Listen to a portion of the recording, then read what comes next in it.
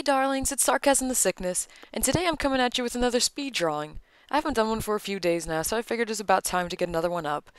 And while you watch me draw in fast motion here, I wanted to talk about something that's been on my mind lately, and that's going to be relationships. Those of you who are closer to me, like friend-wise and whatnot, know why that's been so prevalent on my mind lately. But yeah, for simplicity's sake, I just want to talk about relationships and stuff. This is a little bit of a weird subject for me because I've honestly had a really, not really bad, but a pretty bad draw as far as love goes.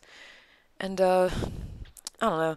I guess I want to talk to you about it because I know some of you have probably been through some rough patches as far as relationships go and maybe are going through one right now. And I want to maybe share my experience and, I don't know, let you know that you're not the only one and that, I don't know, stuff happens. Um, for me, love has always been like really important, like way more than it probably should have been, honestly. I valued relationships higher than most things, really, and sacrificed a lot for it, which looking back, I really shouldn't have. There's a lot of things that I sacrificed that, like things for myself, things for me that I should have never let happen at all. Um, like for one, until recently, I've been almost constantly in a relationship. And it wasn't really like I didn't really intend for that to happen. It's just like every time somebody would break up with me, somebody else would almost without fail be there to pick me up and to woo me into another relationship that I probably should have waited on before starting. Um and I don't know, I'm the type that kind of puts like 120% of myself into a relationship. So that basically means that every time I would be broken up with or break up, it was like being hit by a semi truck, and my whole world would shatter. And I don't know, it was pretty brutal. It was I should have never I should have never let that happen. I never should have let that be that prevalent of a thing. Um, well, I guess a little background information. I personally have been through 9 relationships, all of varying lengths and stuff. I think the shortest one was about a month and a half. No, no, no. The shortest one was a week. Whatever. But that was a special circumstance, I suppose. Um, of those 9 relationships, I only broke up with 2 of them, and the other 7 times they left me.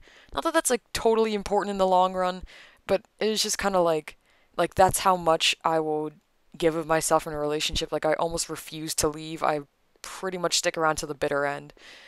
Um, and now that I'm older and wiser, I look back and there's just so many things that I shouldn't have done. There's so many things that so many times where I should have just left, and ugh, it was brutal.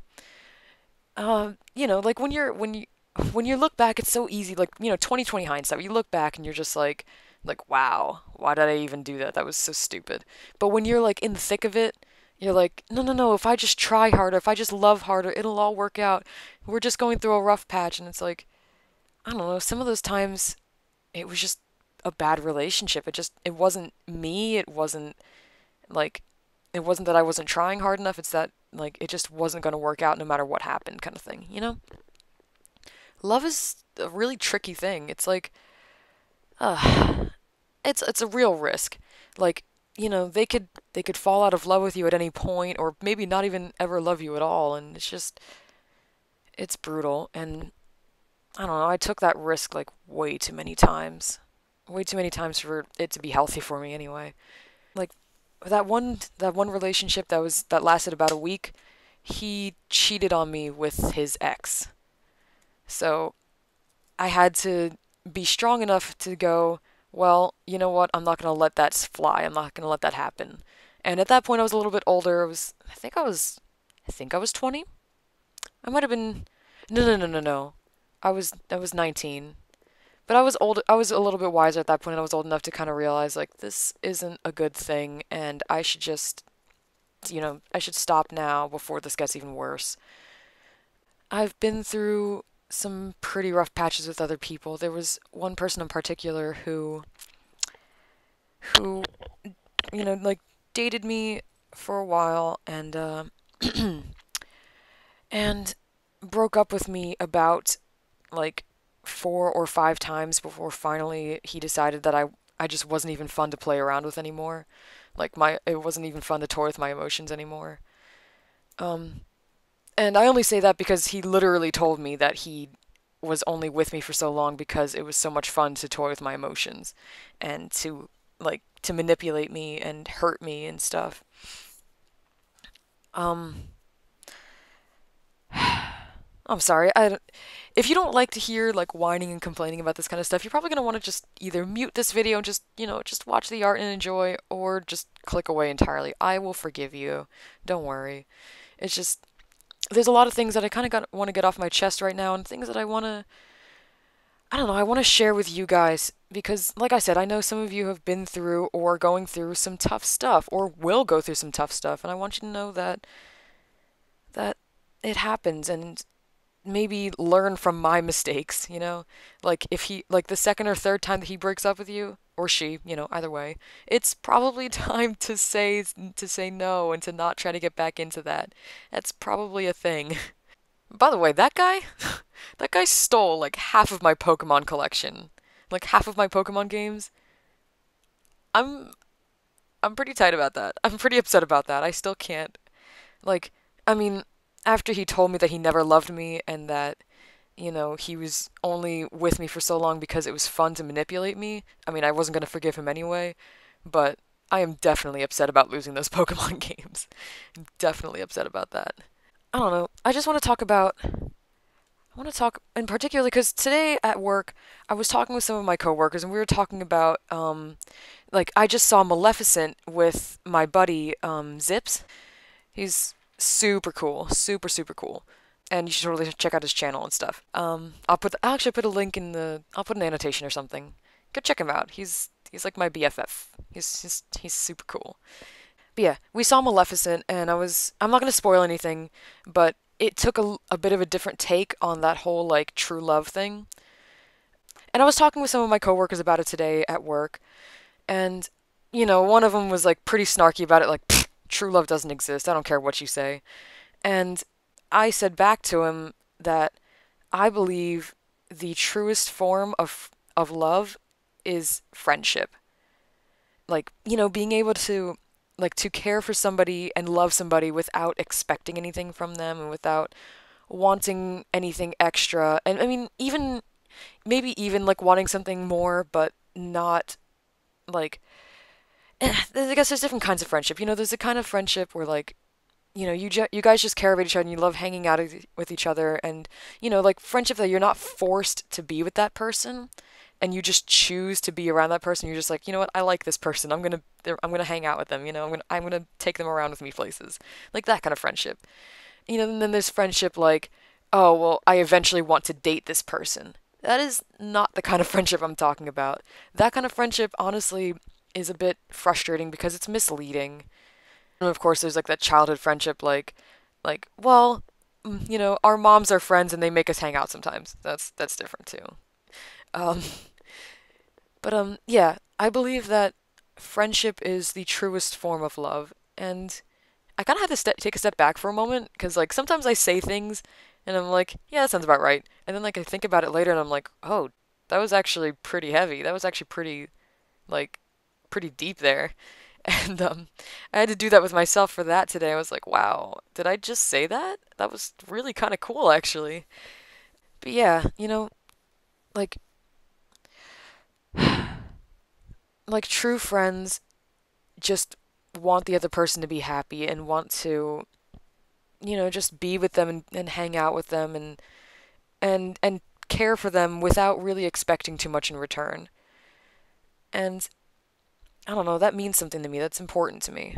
I've and like I said, like recently I've been out of a relationship for probably about 6 months now.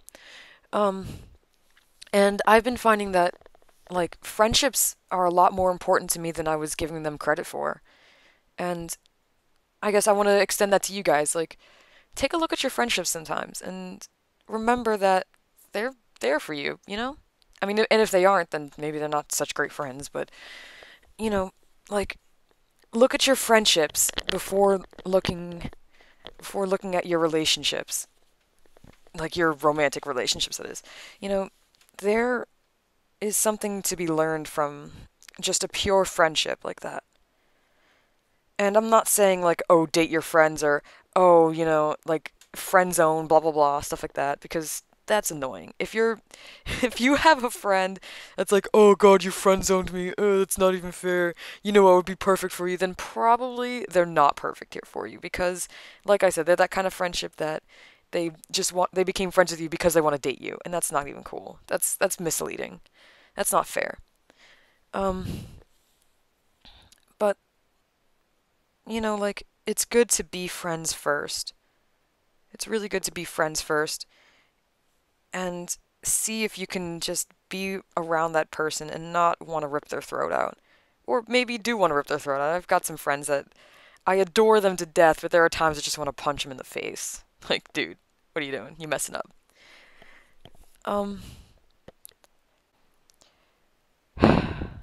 Friendship and love are not really so dissimilar. They're they're probably like part and parcel. They're really they're so close that they really should be just one. There really shouldn't be so much of a line. But the other thing is like, it's really scary to make that leap from being friends to being in a relationship, because if that doesn't go well, if the relationship fails, then what happens to your friendship? Do you lose that? I mean, I personally have dated, let's see, like 3 or 4 people who were previously like good friends of mine beforehand, and I only speak to one of them anymore. And it's kind of scary to think about that, if it isn't right, it can damage your friendship so much that you just can't even deal with that person anymore. But the other part of it is like, if if it does work out, that person already knows everything about you, and they've already cared for you before you made that commitment to them. And that kind of thing, like, friendships, good friendships last through time, even if you don't see or speak to that person for maybe even years, and you suddenly get the chance to hang out with them again. It's like you just pick it right back up where you left off, and everything's fine and dandy. And that kind of thing should be implemented into romantic relationships too, and that should be important to be able to just like allow things to be simple sometimes, because it doesn't always have to be super complicated, and sometimes making it complicated is what hurts a relationship, I guess. And all right, I guess by this point my rant is kind of getting a bit out of hand here, but I don't know, I just wanted to talk about this kind of stuff. It's been really heavy on my mind lately, a lot of this. And I don't know, maybe you guys wanted to listen to me. I don't know. If you've listened this far, I really appreciate it. I don't know, throw something in the comments section like hashtag sarcasm rant. I don't know. Um anyway, in relationships you kind of have to be willing to take a step back and look at yourself too and see like, what are you doing wrong that makes things uncomfortable for the other person or whatever. I know for me, I'm very demanding in a relationship because I put in 120%, I expect that much back. I expect the other person to be able to, you know, or be willing to put in as much as I put in. And perhaps that's not entirely correct. And I know relationships can never, or they're not always going to be 50-50. Sometimes the other person needs more in that moment because, oh, somebody in their family has died, or like, okay, work is really tough right now and they need your help, like a little extra, stuff like that. But, I personally do so much for the other person that I expect that much in return. And, you know, I have to kind of balance that out. I either have to stop doing as much or stop expecting as much. Whatever's going to make me happiest, I guess. And I don't know, maybe you guys have that kind of problem too, where you put in so much of yourself that you kind of lose yourself a little bit and you don't give yourself enough time for you. And you can't really do that. You have to look at yourself and say, what do I need today? Not what does my girlfriend need today? What does my boyfriend need today? You need to you need to think about yourself. You need to be a little selfish. And not even really selfish, because if you don't work on yourself, you can't truly, you know, love somebody else. It's tough. You have to love yourself before you love somebody else. It's really important. It really is. And I learned that the hard way. Somebody like getting into a relationship isn't going to make you happy. You have to be happy first and then be even happier with that person. That person needs to complement your life, not make it. But I am just about at the end of this video now, and before I go, I want to talk about something important, like just a few channel update things and get some feedback from you guys. And, I want to know what you think about what I am possibly planning on doing with this channel. First of all, I want to talk in regards of the tutorial that I promised you guys so very long ago. Um, I will be honest, I started doing a recording and I realized that I had so much to say that it was going to be like, by the end of it, it was going to be like a half-hour video, and I'm not sure if anybody would be really willing to sit around for half an hour and listen to me rant about that kind of stuff. If you would like me to just do longer tutorials and you would be happy with that, then let me know. But I am also considering possibly doing a tutorial stream instead and getting all the basics out of the way that way. Which probably means it'll end up being longer in the long run, so if you're watching it back, it probably won't be, honestly, probably won't be as much fun. So I'm not really sure. I'm considering a few different things there. Second, I am thinking about doing a little bit of gaming, just a tiny bit. Somebody was talking to me about possibly introducing a little bit of gaming to my channel because a lot of you know me from Mr. AGZ's channel and Abdallah Smash026's channel, and like they're gamers. They do like Pokemon and Mario Kart and stuff gaming, and some of you guys were interested in seeing me do some of that.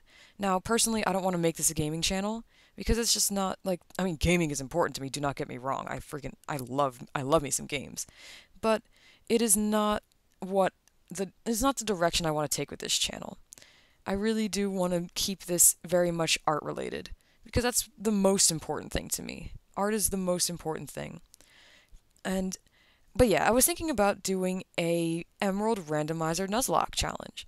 But instead of it being just a normal Nuzlocke, I wanted it to be an art lock, where I have to draw each and every one of the Pokemon that I catch, and every time they evolve and stuff. And that would probably be like a once a week thing because, like I said, I don't want this to be a gaming channel. I don't want the Randomizer Nuzlocke to take over everything else.